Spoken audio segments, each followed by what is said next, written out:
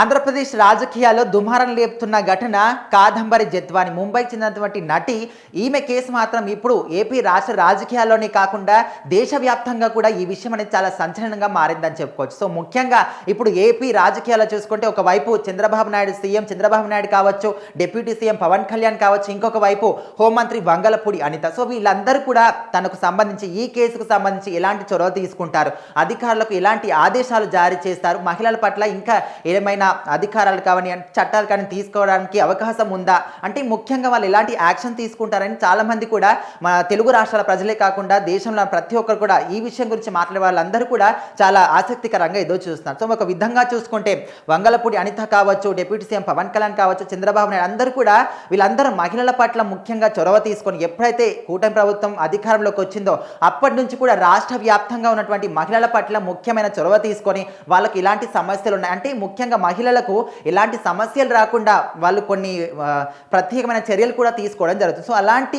మహిళల పట్ల ఎప్పుడు కూడా పవన్ కళ్యాణ్ కూడా తన రాజకీయ జీవితం స్టార్ట్ చేసినప్పటి నుంచి కూడా ముఖ్యంగా మహిళలకు ఏ విధమైనటువంటి సమస్యలు ఉన్నాయి, వాళ్ళకి ఎలాంటి సమస్యల పరిష్కారం పట్ల ముందుకెళ్లాలనే విషయం గురించి కూడా పవన్ కళ్యాణ్ కావచ్చు, అటు చంద్రబాబు అందరూ కూడా ఇదే విధంగా ఆలోచిస్తూ ఉంటారు. సో ఇప్పుడు కూడా చూసుకుంటే ఒక ముంబైకి చెందినటువంటి నటి, సో మరి కాదంబరి జత్వానికి సంబంధించి ఇంత అన్యాయం జరిగినప్పుడు అది కూడా ఏపీ రాష్ట్ర రాజకీయాలకు సంబంధించి ప్రధాన పాత్ర పోషించినటువంటి వైసీపీకి సంబంధించిన వాళ్ళే ఇలాంటి అఘాయిత్యాలు చేశారు కాబట్టి మరి వీళ్ళ మీద ఎలాంటి చొరవ తీసుకుంటారు. సో మరి ముఖ్యంగా చూసుకుంటే సజ్జల రామకృష్ణారెడ్డి కావచ్చు, అండ్ కుక్కల విద్యాసాగర్ కావచ్చు, అప్పలో ఉన్నటువంటి ఐఏఎస్ అధికారులు కావచ్చు, అంటే ముఖ్యంగా ఇలాంటి వాళ్ళందరూ కూడా గత ప్రభుత్వ హయాంలో ఉన్నటువంటి వాళ్ళు అందరూ మంత్రులు కావచ్చు, ఎమ్మెల్యేలు కావచ్చు, ఇప్పుడు మనం వినిపిస్తున్న పేర్లు కావచ్చు, వీళ్ళందరూ కూడా ముఖ్యంగా ఇలాంటివన్నీ కూడా వాళ్ళ ప్రభుత్వ హయాంలో ఉన్నప్పుడు చాలా మటుకు చేసిన వాళ్ళే. కాకపోతే వాళ్ళ ప్రభుత్వ హయామే ఉంది కాబట్టి ఎవరు కూడా చెప్పినా పట్టించుకోరు కాబట్టి ఒకవేళ నిజమైనప్పటికీ కూడా దాన్ని కప్పిపుచ్చే అవకాశాలు ఎక్కువగా వాళ్ళకే ఉంటాయి కాబట్టి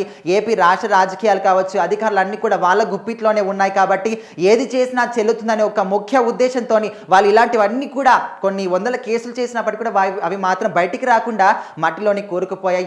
ఇప్పుడు మాత్రం కూటమి ప్రభుత్వం అధికారంలోకి వచ్చిన తర్వాత వాళ్ళు చేసిన ఒక్కొక్క కేసులు కావచ్చు, ఒక్కొక్క అఘాయిత్యాలు కావచ్చు, దారుణాలన్నీ కూడా ఒక్కొక్కటిగా బయటకు వస్తున్నాయి. సో మరి అదే విధంగా అదే త్రోవలో మనకు ముంబై నటికి సంబంధించి ఈ కేసు కూడా అప్పటి నుంచి కూడా తనకు ఎందుకు మాట్లాడలేదని చాలా మంది వైసీపీ నాయకులు అడుగుతున్న ఈ తరుణంలో సో మరి అప్పుడు వాళ్ళ ప్రభుత్వం ఉంది కాబట్టి ఎన్ని చెప్పినా కూడా వాళ్ళు నమ్మరు కాబట్టి ఇంకా ముఖ్యంగా గట్టిగా మాట్లాడితే చంపేయాల్సిన సంఘటనలు కూడా వస్తాయి. తను కూడా స్వయంగా చెప్పడం జరిగింది. ఎవరు ముంబైకి చెందినటువంటి నటి మీడియా ముందుకు వచ్చి స్వయంగా చెప్పింది, చంపడం ఒక్కటే తక్కువ కానీ విపరీతంగా మమ్మల్ని చావడానికి దగ్గరికిగా తీసుకెళ్లే చిత్ర హింసలు పెట్టారు. నన్ను ఒక్కదాన్ని కాకుండా మా కుటుంబ సభ్యులందరినీ కూడా ముంబై నుంచి ఒక ఫ్లైట్లో మరి తీసుకొచ్చి ఒక ఫామ్ హౌస్లో ఉంచి సుమారుగా 40 నుంచి 45 రోజుల పాటు మాకు చిత్ర హింసలు చేశారు. అన్నం కూడా పెట్టకుండా మా బ్యాంక్ అకౌంట్లు సీజ్ చేసి సెల్ ఫోన్లు గుంజుకొని ఆస్తులన్నీ కూడా సీజ్ చేసి తినడానికి తిండి కూడా లేకుండా దీన స్థితిలో మమ్మల్ని చేశారనే విధంగా కూడా తను మీడియా ముందుకు వచ్చి ముఖ్యంగా కుక్కల విద్యాసాగర్ గురించి, తను చేసిన క్రూరత్వం గురించి, రాక్షసానందం గురించి,